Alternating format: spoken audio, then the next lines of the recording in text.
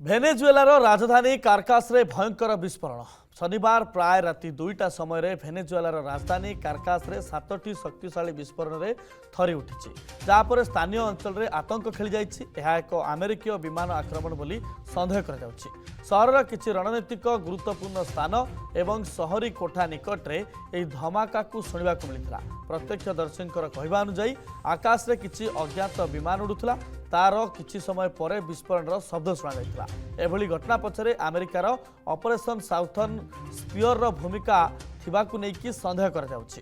कारण गत किछुदिन हेब राष्ट्रपति डोनाल्ड ट्रम्प भेनेजुएला माटी सामरिक कार्यानुष्ठान ग्रहण करने बारंबार चेतावनी दे आसुथिले। गत सप्ताह मध्य सिया द्वारा एक ड्रोन आक्रमण कर रिपोर्ट प्रकाश पाइथिला।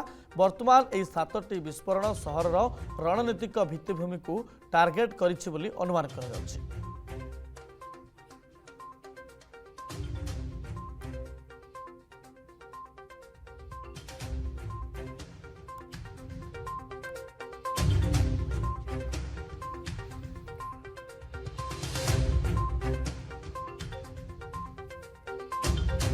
कार्कासरे भयंकर विस्फोरण जो सूचना आसूची विस्फोरण पर समग्र अंचल थरी उठी एवं ए पूरा घटना पछरे अमेरिका उपरे संदेह घनीभूत होछि।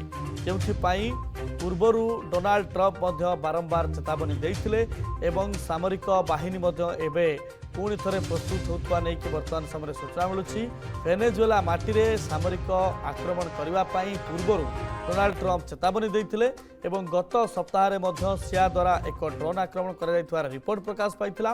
तेबे एही 7टी विस्फोरण में सहरर अधिकांश सामरिक रणनीतिक एवं सरकारी कार्यालय गुड़ी को टार्गेट करी एही विस्फोरण कर सन्देह उपजुछि। तेबे कार्कासरे भयंकर विस्फोरण पर वर्तमान युद्ध परिस्थिति उपजिवा नहीं कि बर्तमान आशंका होछि। तेबे आम सहित प्रतिनिधि निहारिका आनंद उपस्थित अछंती।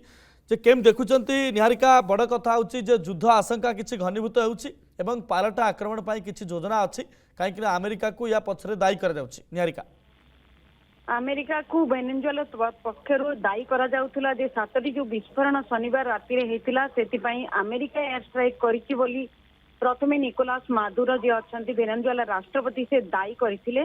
किंतु वर्तमान पाई की जो खबर आसुची जे बर्तमान ट्रम्प निजे कहिसंती जे आमे ही एयर स्ट्राइक करिछु। कथा एतिकरे सरीनी से ट्रम्प कर वर्तमान दाबी होउची जे से वर्तमान राष्ट्रपति मादुरो एवं तांको पत्नी को मध्य कब्जा रे नैचंती। अमेरिका तरफ मादुरो को एवं तांको पत्नी को अरेस्ट करा जाइछि बोली ट्रुथ सोशल पोस्ट रे निजे ट्रम्प वर्तमान स्टेटमेंट देइचंती। तांकर पोस्ट जहाँ वर्तमान आसुची आउ कारण वर्तमान समय युद्ध परिस्थिति पूर्वर देखा जाउतरा जे ट्रम्प तांकर धमक देउथिले जे वेनेजुएला रे जो वर्तमान आसुची बर्तमान नार्को टेररिस्ट भाव में मादुरो को कहते ट्रम्प आपाई मादक द्रव्य आतंकवादी से होउची बोली तार जो थिला ट्रम्प कर तांको ऊपर धमक चली अमेरिका तरफ वर्तमान एयर स्ट्राइक करा जायछि। निहारिका, ए परिस्थिति परे युद्ध परिस्थिति उपजी पारे कि ए नै कोनोसे आकलन करा जाउछि, काहेकि ना जेहेतु डोनाल्ड ट्रम्प निजे ए कथा को स्वीकार करूछंती तो आगो को युद्धाभास नै कि कोनोसे प्रकार प्रस्तुति चलीछि सूचना मिलिलानी। निश्चिंत भाव में जमती कह जाउछि जे मादुरोंकर जे वेनेजुएला राष्ट्रपति अछंती तांकर से सबु बेले अमेरिका सहित पूर्वर भी तिक्तता रही आछि। वर्तमान समय मादुरो को सपोर्ट करुचंती, रूस सपोर्ट करुची, चीन सपोर्ट करुची एवं ईरान भी सपोर्ट करुची। एपरि स्थिति रे निश्चय अमेरिका एवं अन्य पटे जदि रूस, चीन, ईरान वेनेजुएला को सपोर्ट करुचंती, समर्थन करुचंती, तेणु बर्तमान पुणी कथा आसुची जे बर्तमान एटा गोटे प्रकार युद्ध महायुद्ध आड़ को जाइपारे जदि वर्तमान भाव में विश्व में यही प्रकार गोटे सेपरेशन देखा जाए अलग अलग समर्थन आसे। निश्चित भाव में बर्तमान ईरान सपोर्ट करवा जेन तैल संपद नहीं कि ईरान और वेनेजुएला भितर जो संपर्क रही जमती कहली जे ड्रग ट्राफिकिंग को लेकिन ट्रम्प सबु बेले असंतोषी रही आसला मादुरो ऊपर। बर्तमान समय जदि रूस, चीन, ईरान एवं वेनेजुएला गोटे साइड रुहंती निश्चिंत अमेरिका तांको एगेंस्ट रे अटैक जमती आरंभ होइछि वेनेजुएला ऊपर सेमिति होय अन्य जगह अटैक आरंभ होबो। निश्चय कहि परिबा जेमति कि ट्रम्प बर्तमान ट्रुथ सोशल मीडिया रे निजे कहिसंती जे राष्ट्रपति मादुरो तांको पत्नी को गिरफ्त करा जाइछि बोली वर्तमान समय विश्व पई एटा बड़ चिंतार विषय। कारण वर्तमान युद्ध स्थिति जोटा कह जाउथला जे वर्तमान स्थिति उपजुची बोली ଆମେରିକାର 7ଟି ଭୟଙ୍କର ଷ୍ଟ୍ରାଇକ୍ ପରେ ଏଇଟା ବହୁତ ବଡ ଯୁଦ୍ଧ ଆଡକୁ ଯାଇପାରେ ବୋଲି କହିପାରିବା। बहुत बहुत धन्यवाद निहारिका नंद आमर अर्गस प्रतिनिधि आमको अविशेष सूचना देते।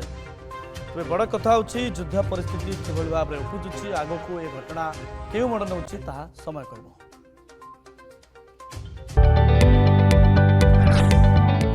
जदि आपंक आम भिडी भल लगा तेब आम चैनल को लाइक शेयर और सब्सक्राइब करने को जमा भी भूलु नहीं।